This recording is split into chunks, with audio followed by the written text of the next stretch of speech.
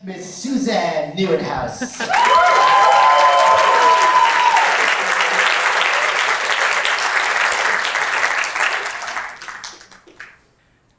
Everybody has those defining moments in their lives. One of my moments was after high school. I wanted to study psychology, but my parents told me not to. They said, "Dear, you're too empathetic. Study something rational instead, like law." And they were right, you know. Well, not about me studying law, but about me being very empathetic. Because I am an HSP, a highly sensitive person. And I discovered this in my late 30s while attending a wedding. I was chatting with one of my closest friends, and she herself had just found out that she was an HSP. And I was fascinated by what she told me. And while the rest of the crowd was drinking and dancing, we stood in a corner for hours. And I recognized so much of what she told me, from having troubles with loud noises, struggling with setting boundaries and conflict, sensing other people's emotions, but also being sensitive to stress. Not very convenient if you have to deliver a TED talk, I might say. But I also recognize a lot of positive characteristics, such as being very empathetic, having a strong developed intuition called the sixth sense, being creative, and being able to enjoy the small things in life intensely, like sitting in the sun or drinking a nice cup of coffee. So when I returned home, I read everything there was to read about highly sensitive people.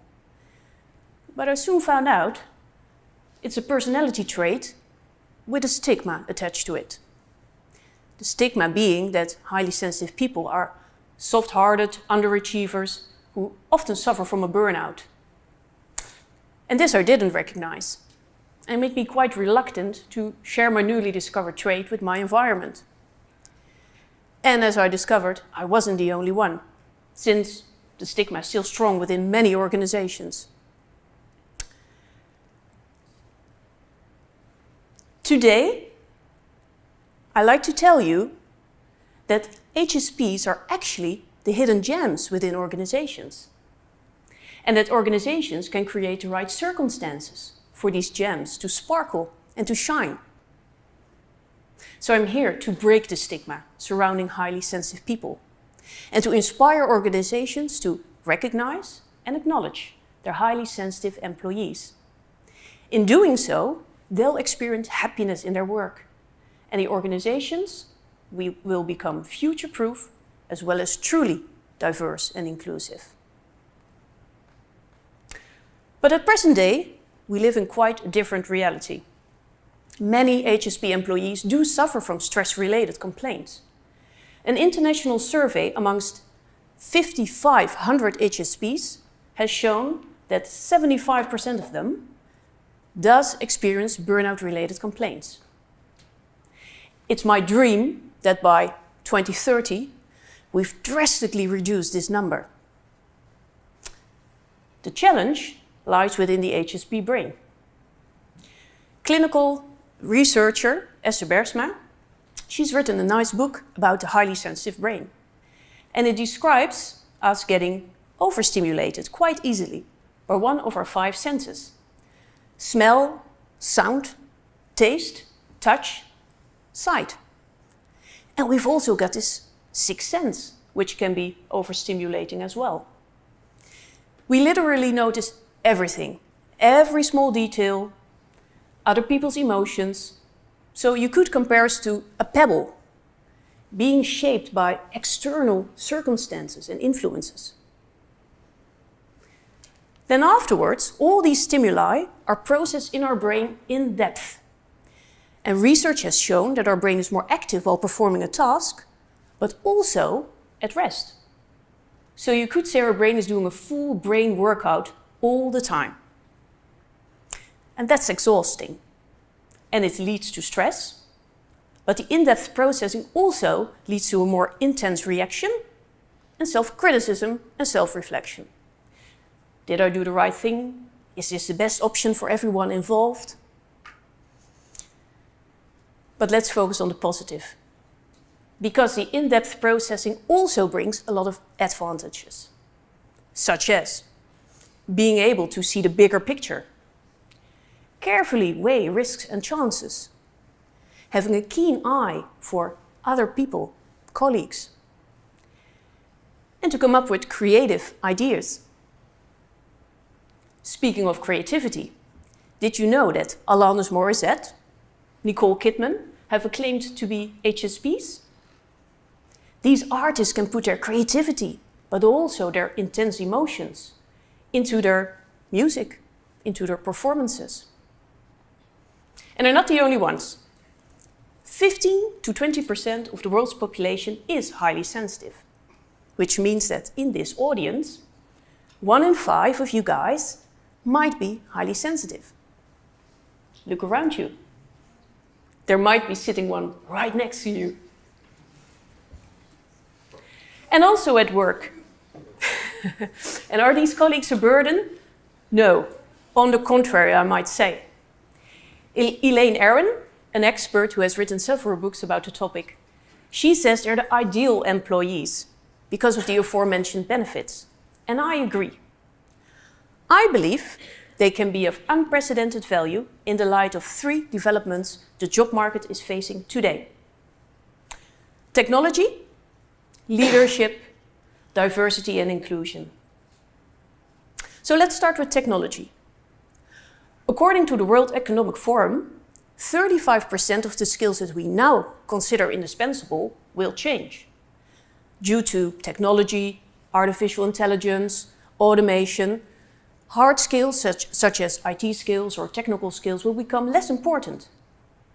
What will gain importance are the soft skills: creativity, empathy, skills HSPs naturally possess and that machines can't replace.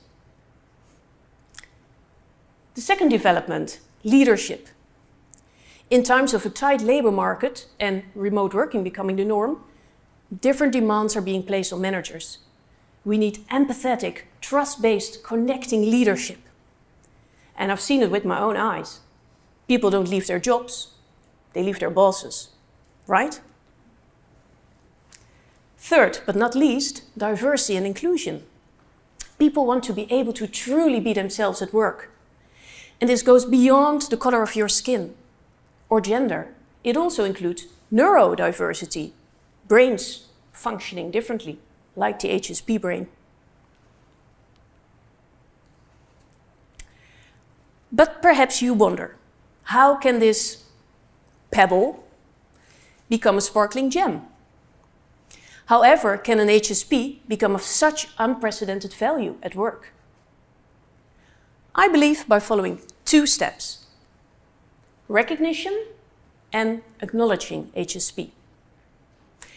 And if we start with recognition, through HSP trainings, workshops, it gets easier for a manager or a coworker to recognize the trait and to identify both the challenges and the strengths that go along with it. Challenges being the aforementioned overstimulation, stress, criticism, having troubles with setting personal boundaries. And on the other hand, the strengths being empathy, creativity, seeing the bigger picture, being able to weigh risks and chances. Theoretical knowledge alone is not enough. If you want to be able to truly recognize HSP in the workplace, one needs to create a good and safe environment in which an HSP feels free to openly discuss the trait. And a good atmosphere is the main condition for an HSP to be able to flourish and to experience happiness in their work. Let me share a story that illustrates this. Because in my early 20s, I used to work for a very traditional law firm. And one day I was walking in the building, and it was this beautiful building with marble floorings and high ceilings, but because of that, poor acoustics. And I was whistling, and my whistle echoed throughout the building. And soon thereafter, one of the managing partners summoned me into his room and said, "Suzanne, were you the one whistling?" And upon acknowledging, he told me, "Well, cut it out straight away. This is civil servant behavior. Go and do some work." And I was flabbergasted. And I felt more like a pebble than a sparkling gem. But I also realized I'd never become a gem in such a hostile environment, since as an HSP, a bad atmosphere has a bigger impact on me. After recognition, we move on to acknowledging HSP. And acknowledging HSP has to do with acknowledging the specific needs of a highly sensitive professional. And it begins with simply actively listening what they need in order to thrive. According to Professor Elke van Hoof, an expert on this topic, she says one of the most important things is to grant them enough recovery and processing time because of the full brain workout I talked about earlier. And I can illustrate this with an example, because when I worked with the government, my days were filled with back-to-back meetings, mutual lunches, open office spaces. And my head would sometimes literally buzz. But there was nowhere to go. So I would practically have to go to the toilet, sit there with my head in my lap, just to be able to process the events of the day. Now, how great would it be if organizations would create recovery areas, rest areas? And I think not only the HSPs would benefit, I think a lot of employees would benefit, because we've all grown quite accustomed to the peace and quiet of working at home. Afterwards, if you want to acknowledge HSP, it's also very important to grant an HSP enough autonomy in their work.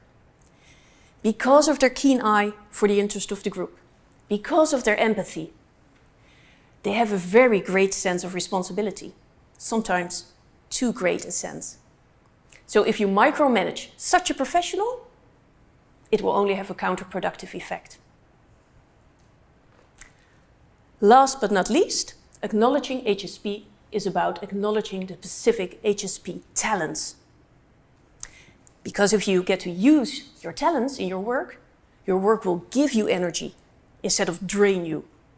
And again, with this full brain workout in mind, that's crucial. Managers can play a great role. They can help an HSP to identify their specific HSP talents and help them to utilize them fully.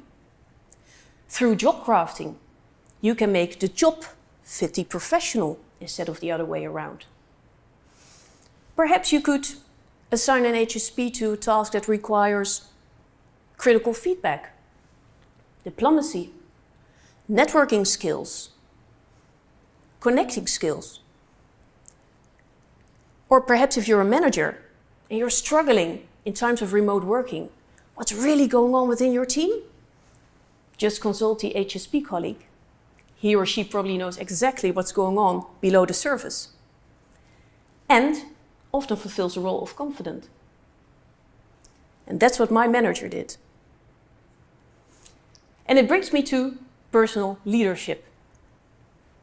Because apart from the organizational and managerial responsibilities, there's also a big responsibility for the HSP themselves to not hide behind a label, but to take charge of their own career, their own sensitivity.